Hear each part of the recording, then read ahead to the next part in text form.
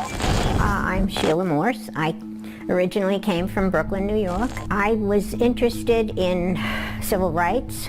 Even as a young person, I was interested, and somewhere along the line, I became a tester for the Commission on Human Rights. As a tester, I was sent out to various locations where a minority person was turned down for some reason, and I went out to test and to see if, in fact, the information that was given to them was valid.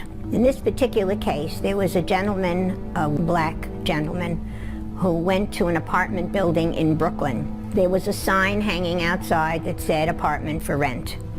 He went in and he went to see the superintendent of the building. The black gentleman was turned down. He was told specifically the apartment was rented. Even though the sign was still hanging outside the building, the superintendent said, "Oh, I guess I forgot to take it in." That was that. Now, when I showed up the next day, the sign was still out, and he greeted me with open arms. He welcomed me, and oh yes, he'll show me the apartment. He kept showing, "Oh, look, we have this, we have that. This is in the bathroom, in the kitchen." I mean, it was amazing. He really was trying to sell the apartment. Finally, I said, "Yeah, maybe I'll take it." And he was so thrilled. He'll have the lease ready for me the next day. And I guess I was the right color, and the gentleman was the wrong color. So I left, and I contacted the commission, and we arranged to go back. When we got to the apartment, the superintendent looked at the two men, and he said, "Well, what is going on?"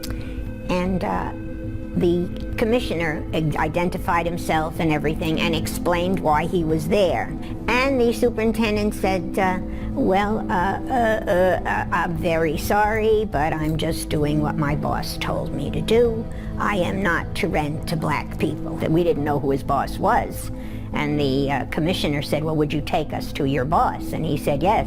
And his boss turned out to be Trump management, Donald Trump and Fred Trump. There were a number of people who were turned down from buildings that were owned by Trump management. The Fair Housing Act was, I think, '68.